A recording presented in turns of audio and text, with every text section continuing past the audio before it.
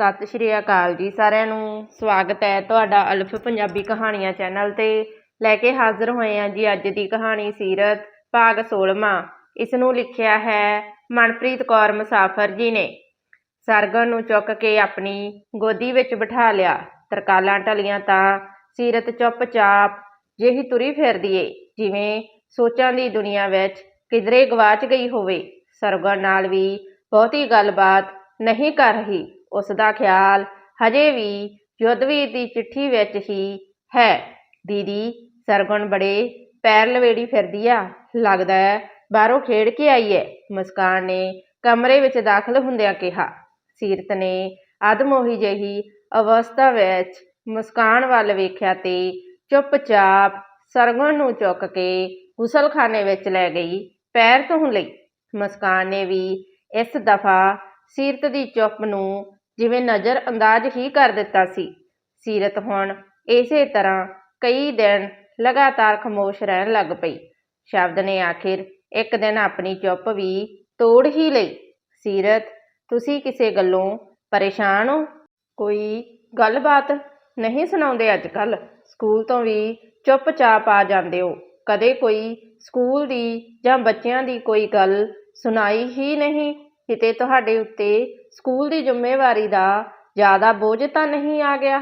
ਜੇ ਤੁਹਾਨੂੰ ਸਕੂਲ ਵਾਲਾ ਕੰਮ ਕਰਨ ਵਿੱਚ ਕੋਈ ਸਮੱਸਿਆ ਹੈ ਤਾਂ ਮੈਂ ਪ੍ਰਿੰਸੀਪਲ ਰੱਖ ਲੈਂਦਾ ਹਾਂ। ਸ਼ਬਦ ਜਿਵੇਂ ਇੱਕੋ ਸਾਹ ਹੀ ਸੀਰਤ ਨੂੰ ਸਵਾਲ ਪੁੱਛਦਾ ਜਾ ਰਿਹਾ, ਪਰ ਸੀਰਤ ਹਜੇ ਵੀ ਖਾਮੋਸ਼ ਹੈ। ਪਤਾ ਨਹੀਂ ਉਸਨੂੰ ਕਿਹੋ ਜਿਹਾ ਡਰ ਸਤਾ ਰਿਹਾ ਕਿ ਉਹ ਚਿੱਠੀ ਵਾਲੀ ਗੱਲ ਸ਼ਬਦ ਨਾਲ ਸਾਂਝੀ ਕਿਉਂ ਨਹੀਂ ਕਰ ਰਹੀ। ਜੀ ਨਹੀਂ, ਐਸੀ ਤਾਂ ਕੋਈ ਗੱਲ ਨਹੀਂ ਜੀ। ਮੈਨੂੰ ਤਾਂ ਬੜੀ ਖੁਸ਼ੀ ਹੁੰਦੀ ਏ ਰੋਜ਼ ਸਕੂਲ ਜਾਣਾ, ਉੱਥੋਂ ਦੀ ਸਾਰੀ ਦੇਖਭਾਲ ਕਰਨੀ। ਮੈਨੂੰ ਤਾਂ ਕੋਈ ਸਮੱਸਿਆ ਨਹੀਂ ਜੀ, ਤੁਹਾਨੂੰ ਵੈਸੇ ਹੀ ਲੱਗਿਆ ਹੋਣਾ। ਸੀਰਤ ਦੀ ਜ਼ੁਬਾਨ 'ਚੋਂ ਜਿਵੇਂ ਝੂਠ ਰਿਸਦਾ ਜਾ ਰਿਹਾ ਸੀ। ਸ਼ਬਦ ਨੇ ਠੀਕ ਆਖਿਆ ਤੇ ਆਪਣੇ ਕੰਮ ਨੂੰ ਚਲਾ ਗਿਆ। ਯੁੱਧਵੀਰ ਵੀ ਸਕੂਲ ਵਿੱਚ ਲਗਾਤਾਰ ਗੈਰ ਹਾਜ਼ਰ ਰਹਿੰਦਾ। ਸ਼ਬਦ ਨੂੰ ਕੋਈ ਇਲਮ ਨਹੀਂ ਸੀ, ਕਿਉਂਕਿ ਸਕੂਲ ਦੀ ਲਗਭਗ ਸਾਰੀ ਦੀ ਸਾਰੀ ਜ਼ਿੰਮੇਵਾਰੀ ਸੀਰਤ ਕੋਲ ਹੀ ਸੀ। ਯੁੱਧਵੀਰ ਗਣਿਤ ਦਾ ਅਧਿਆਪਕ ਸੀ, ਸੋ ਸੀਰਤ ਇਹ ਵਿਸ਼ਾ ਪੜ੍ਹਾ ਲੈਂਦੀ ਸੀ। ਉਸ ਦੀ ਗੈਰ ਹਾਜ਼ਰੀ ਵਿੱਚ ਵਕਤ ਇਸੇ ਤਰ੍ਹਾਂ ਬੀਤਦਾ ਗਿਆ।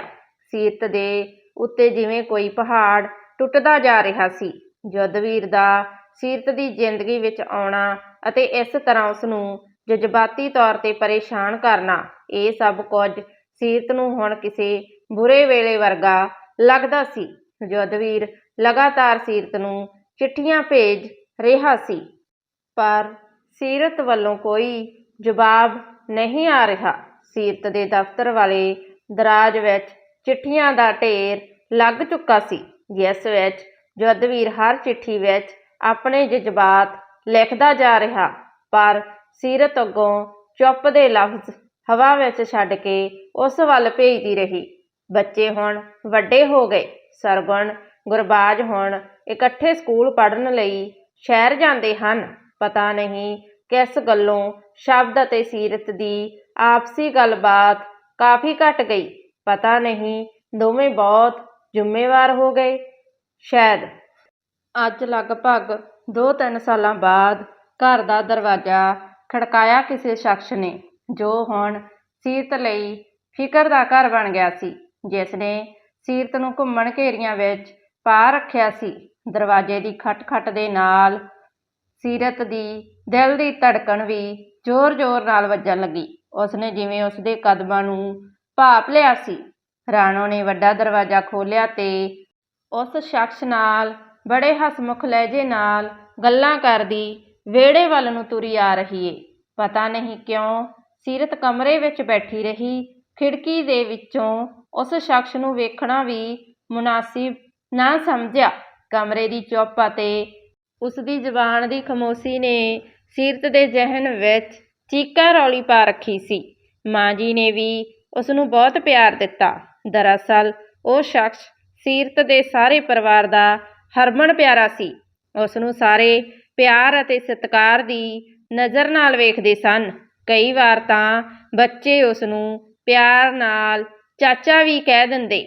ਉਸ ਦੀ ਜ਼ੁਬਾਨ ਦੀ ਸਹਿਜਤਾ ਅਤੇ ਸਮਝਦਾਰੀ ਦੀ ਕਿਤਾਬ ਵਿੱਚੋਂ ਕਿਰਦੇ ਮਿੱਠੜੇ ਚਾਸ਼ਨੀ ਵਰਗੇ ਬੋਲਾਂ ਦਾ ਸੀਰਤ ਦਾ ਸਾਰਾ ਪਰਿਵਾਰ ਮੁਰੀਦ ਸੀ। ਮੁਰੀਦ। ਹਾਲਾਂਕਿ ਸੀਰਤ ਉਸ ਸ਼ਖਸ ਦੀ ਪਛਾਣ ਤੋਂ ਅਜੇ ਵੀ ਅਣਜਾਣ ਹੀ ਸੀ, ਪਰ ਵਿਹੜੇ ਵਿੱਚ ਉਸਦੇ ਕਦਮਾਂ ਦੀ ਆਹਟ ਨੇ ਭਲੀ ਭਾਂਤ ਸੀਰਤ ਨੂੰ ਜਾਣੂ ਕਰਵਾ ਹੀ ਦਿੱਤਾ ਸੀ ਕਿ ਮੇਰੇ ਸਾਹਾਂ ਦੀ ਰਫ਼ਤਾਰ ਅਤੇ ਸਾਹਾਂ ਵਿੱਚ ਵੱਧਦੇ ਸੇਕ ਦੀ ਕੀ ਵਜ੍ਹਾ ਹੋ ਸਕਦੀ ਏ। ਵਿਹੜੇ ਵਿੱਚ ਭਾਵੇਂ ਉਸਦੇ ਆਉਣ ਨਾਲ ਰੌਣਕ ਨੇ ਡੇਰੇ ਲਾਏ ਸੀ, ਪਰ ਸੀਰਤ ਦੇ ਕਮਰੇ ਵਿੱਚ ਉਸਦੇ ਹੀ ਸਾਹਾਂ ਦੀ ਧੂਣੀ ਨੇ ਕਮਰੇ ਨੂੰ ਧੁੰਦਲਾ ਅਤੇ ਗਹਿਰੇ ਅੰਧਕਾਰ ਵਿੱਚ ਬਦਲ ਦਿੱਤਾ ਸੀ। ਸੀਰਤ ਦਾ ਸਰੀਰ ਬਰਫ਼ ਵਾਂਗ ਜਕੜਿਆ ਗਿਆ। ਉਹ ਚਾਹ ਕੇ ਵੀ ਕੋਈ ਹਰਕਤ ਕਰਨ ਤੋਂ ਭੈ ਮੰਨ ਰਹੀ ਸੀ।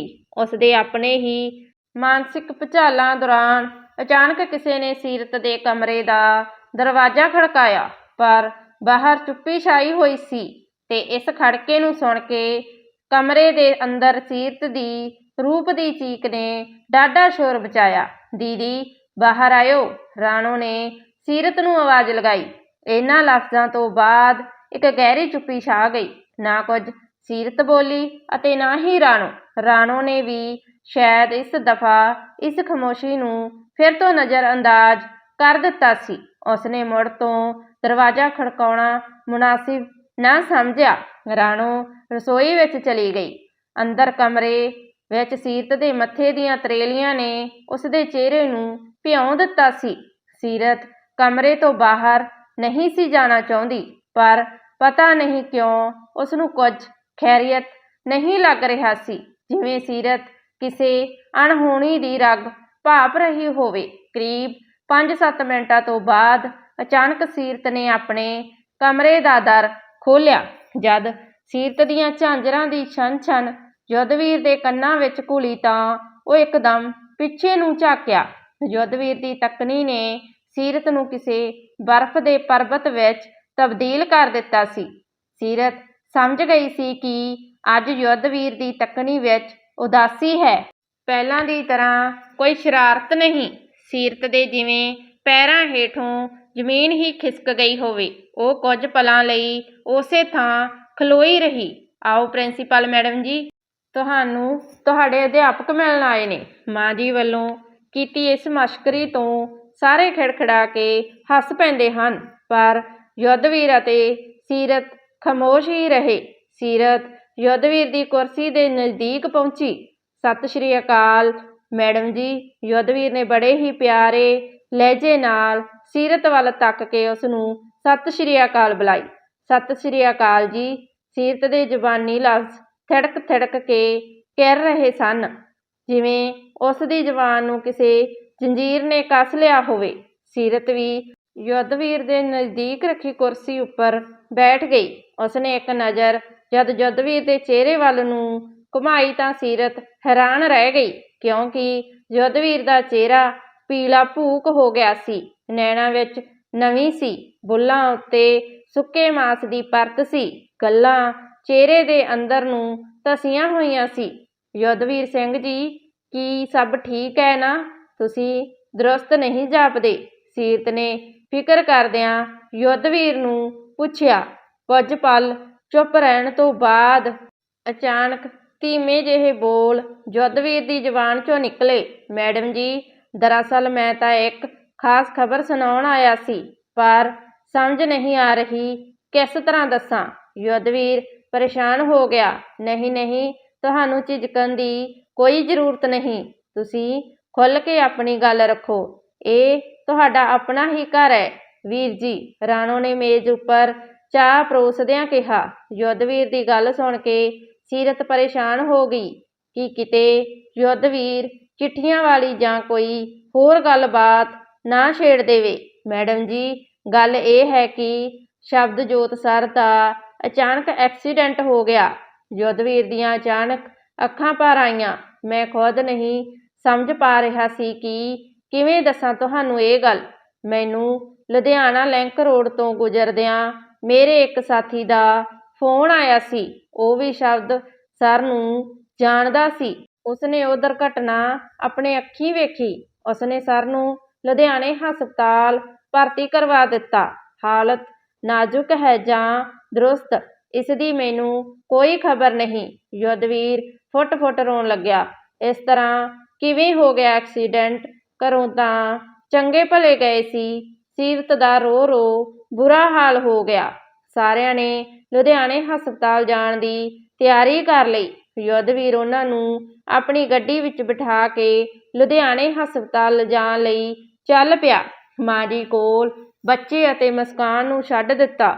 ਸੀਰਤ ਅੰਦਰੋਂ ਅੰਦਰੀ ਸੋਚ ਰਹੀ ਸੀ ਕਿ ਮੈਨੂੰ ਤਾਂ ਪਹਿਲਾਂ ਹੀ ਲੱਗ ਰਿਹਾ ਸੀ, ਅੱਜ ਕੁਝ ਸਹੀ ਨਹੀਂ ਹੋਇਆ, ਕੁਝ ਤਾਂ ਗਲਤ ਹੋਇਆ ਕਿਧਰੇ। ਸਾਰੇ ਰਾਹ ਹੰਝੂ ਵਹਾਉਂਦੇ ਨੈਣਾਂ ਦੇ ਦਰਿਆ ਵਿੱਚ ਸਦਰਾਂ ਡੁੱਬਦੀਆਂ ਗਈਆਂ। ਬੜੇ ਲੰਮੇ ਇੰਤਜ਼ਾਰ ਪਿੱਛੋਂ ਹਸਪਤਾਲ ਆ ਗਿਆ। ਮੈਨੂੰ ਜਲਦੀ ਉਹਨਾਂ ਨਾਲ ਮਿਲਵਾ ਦਿਓ। ਮੇਰੇ ਸਾਹ ਰੁਕਦੇ ਜਾ ਰਹੇ ਨੇ। ਮੇਰੇ ਕੋਲੋਂ ਹੁਣ ਹੋਰ ਨਹੀਂ ਇੰਤਜ਼ਾਰ ਹੁੰਦਾ। ਮੈਨੂੰ ਜਲਦੀ ਉਹਨਾਂ ਕੋਲ ਲੈ ਜਾਓ। ਸੀਰਤ ਦੀਆਂ ਦੁਹਾਈਆਂ ਦਾ ਸ਼ੋਰ ਸੱਚਮੁੱਚ ਬੜਾ ਦਰਦਨਾਕ ਸੀ। ਰਾਣੋ ਸੀਰਤ ਨੂੰ ਸੰਭਾਲ ਰਹੀ ਏ ਅਤੇ ਯੁੱਧਵੀਰ ਸ਼ਬਦ ਦੇ ਕਮਰੇ ਦੀ ਭਾਲ ਕਰ ਰਿਹਾ ਹੈ।